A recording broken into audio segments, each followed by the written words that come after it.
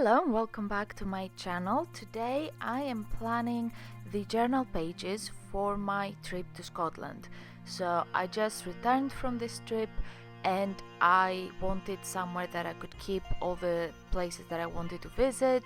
I wasn't sure what my internet situation was gonna be, which was fine. I like having things on paper just in case, so I can pull it open at any point.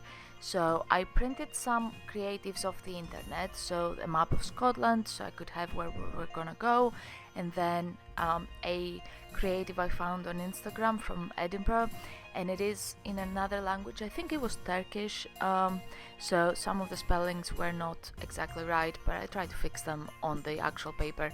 And then a map of Arran, which was the other place that we were going to. So there are a few different pages that I set up. So the first one is the planning one. So that got the map of Scotland, where I noted the two places that we were gonna go, so I know whereabouts each thing is. And I used the two washi tapes that I'm using, the one with the buildings and the one with the plants. The buildings is for Edinburgh and the plants is for Arran because it's more of a countryside place. And then I had some space, so I used a filler, like script tape, thin one. So in the planning page I was going to put our travel arrangements, where we're staying, and the packing list. And then in the actual place pages, first I would have a map with the plan of what we're gonna do or what I would like to do, and opening times and things like that. So before I started journaling in the past, I would do this on an Excel sheet and then print it, but then I would need to find a map and then find those places. This is so much easier for me because I can write all of that down and see it on one page.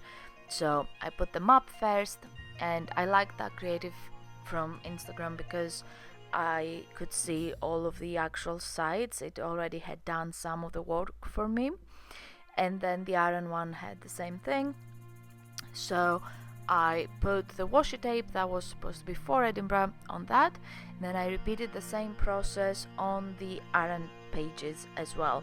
So top, bottom, the washi tape with the vibe of the place, and then the map in the middle. And you'll see in a bit how I filled those pages up. And then the pages following that would be our plans for the day. So if something was pre-booked or pre-planned, it would go already straight away when I was planning, whereas day to day I would write where we went and what we did, so I remember when each thing happened and which places we saw, and keep track of all of that. And also have some space for any small bits that I would gather to glue. So at the end you'll see the completed pages as well that I have now that we have returned, but I was planning for that kind of thing already. So I figured the easiest way was to put these maps in the middle, so then you can draw lines and point left and right, and that was an easy way to do it. So then I used the cutter to cut the corners out. Again, that's something I've been doing on this notebook. I prefer rounded corners, but it is easier to do the decoration first and then do the rounding corner cutting afterwards. So that was the process, and this happened over several days of planning because it was taking a while and I needed to check things, book things, discuss things. So it wasn't like a one sitting situation, it was multiple days that I would add things. I also printed the Arran trip, Edinburgh trip labels, the writing, because I wanted it to have a cooler font than my handwriting.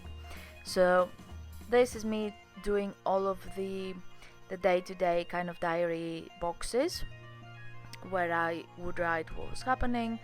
So I had that, and I found that size of box was perfectly fine for this trip. I know that like if I wanted to put all of the items on the exactly correct date, that wouldn't necessarily work very well. Some days I had more things, some days I had less, so I left 2 empty pages at the end of this spread so that anything extra would go at the end if it doesn't fit on its actual date. And then on each box I wrote the date, so I know I can see visually where we are and anything that's happening.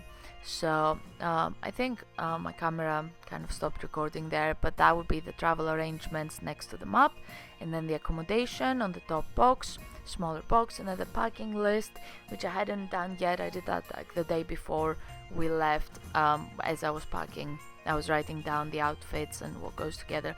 You'll see it at the end how it looks. And then I started filling out the information.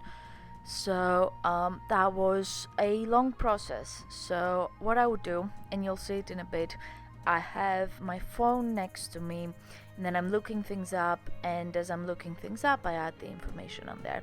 So you can just see some of the planning and how it looked. And because those boxes looked a bit empty at this point, I did a second line highlight with a Tombow, so that it already looks like there's a background, there's some kind of fill at the back, and it's not color heavy at the top and the bottom with empty in the middle. I think it looks nicer than the empty boxes, but that is a personal preference. I've just really been into the second line highlights recently. So yeah.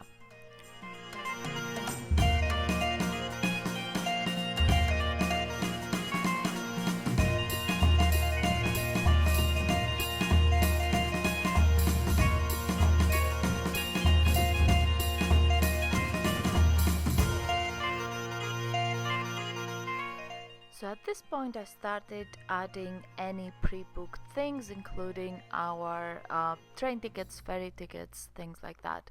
So it was when we were going up, what time.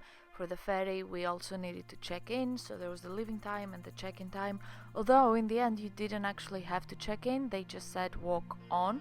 I think the check-in counted more if you had a car and you had to be there early on, but for people you could literally just walk on, you didn't have to check in at all. So I don't know why it said that.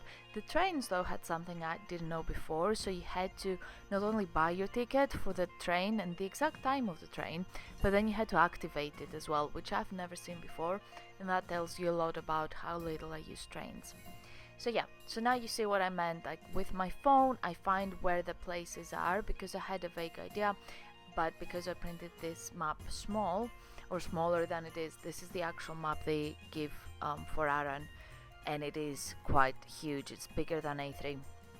So I printed it smaller, and so I needed to check on the actual map on Google Maps to see where these places were exactly, so I could pinpoint and write where we were going. And I did the same thing for Edinburgh, although it took a lot longer because there are a lot of things to see. So our 3 days in Edinburgh were full of things to do, whereas the week in Arran had way less things for a lot more days. So yeah, so for example the Scott Monument, I really enjoyed that one. We only managed to go up to the middle of it because the wind was way higher than it's safe for you to go to the very top, but it still had a really good view and it was really cool to go inside a monument. I always find that like fascinating, that you see it and it looks like a sculpture, but actually there's tiny staircases inside and you can go up. That was really cool. We didn't manage to go to the castle because I got really sick. I was sick, probably, like I might have mentioned it in previous videos, I was sick from a week before we closed with school, and then the next 2 weeks while I was away. So there was that. Also I had to fix the spelling of Edinburgh because again I printed it and it was originally another language, so the spelling wasn't exactly right. But we walked in all of the walkable places like Victoria Street, Grass Market, down the Royal Mile a few times, Princess Street, and we saw that rose fountain, that was really cool. And the Vennel Viewpoint is a really nice place, quite busy but not as much as I expected. We went to what did we go to? Oh, the Writers Museum I really liked, and we did a witches tour and then went to St. Giles Cathedral. These were all really nice places. I've left some things to do next time, and in the end I ended up making a list of what I didn't have time to do so that we can do it next time we go up. And yeah, that was that. And then for Arran I managed to do all of these things. There weren't that many, but we did all of them, so that was really cool as well. I did some walking. I have videos and footage from those things, and I will put them on my Instagram, maybe a short video here or something like that. I mean like the vertical ones, the shorts. I might post something that is reading related or something like that. So yeah, these were my pages before we left. So as we went on the trip every single day in the morning, I would start filling out some information and then sticking things as I went. So this is it filled up. You can see the packing list now is done, the other stuff stayed the same, and it was ready to go. So that was really exciting. The return we hadn't decided yet. I wasn't sure if I would be up for doing some extra days somewhere else, but in the end I was not. I wanted to go home, and I'm really glad to be back home. So yeah, it's a packing list. I pack with like, these are the bottoms, these are the tops, and then I pack it along with the socks and the things like that. And then for Edinburgh now, I ticked what we did, and we did some extra stuff that I hadn't originally planned, so they were added. And then anything else, any spare papers that didn't fit in the other places, I put at the front there. So some thank you cards, some like bits and bobs, and I made a list of what is left. So this is the days. If you want to pause and see what we actually did, if you're planning to go, itineraries and stuff like that, you can do that. Then same with the Arran, I took all of the leaflets, anything that existed, and I cut out the pictures of the places we went, and then I wrote down who we went with, or put the pictures of places where they didn't fit in the day.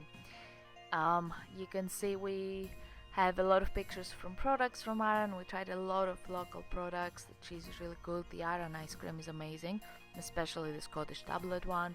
Then I have a napkin with a logo from one of the bars we went to. Then from the different shops, from the castle, from the Douglas Hotel we went for drinks. The Mahrimur Standing Stones walk, that was really nice. The Aylesmore waterfall doesn't have any flyers. They're not paying anybody for any advertising. I found it through Instagram. And then I have the 2 extra pages. They ended up being full of Arran things. So on the left we have the castle, and then that hotel that I got the napkin from, and the Heritage Museum I didn't get to go to, but I put the picture in as a reminder to go next time. The right page is from the Lochranza date for the distillery tour, which was really nice, and the whiskey tasting, that was a really cool experience. And then they use a lot of Arran whiskey in other products, which was really interesting. And then other pictures from villages and shops and views, and then a smaller map of Brodick, which on this side where it's folded you can see the larger version of the one that I put on the page, but that was like a bit on the other side, which I cut out and put there. These are the completed pages from my trip. If you want to see pictures again, go to my Instagram, it's darkrose22, and I will link that below. And if you have any questions, let me know. Otherwise, I will see you next time. Bye!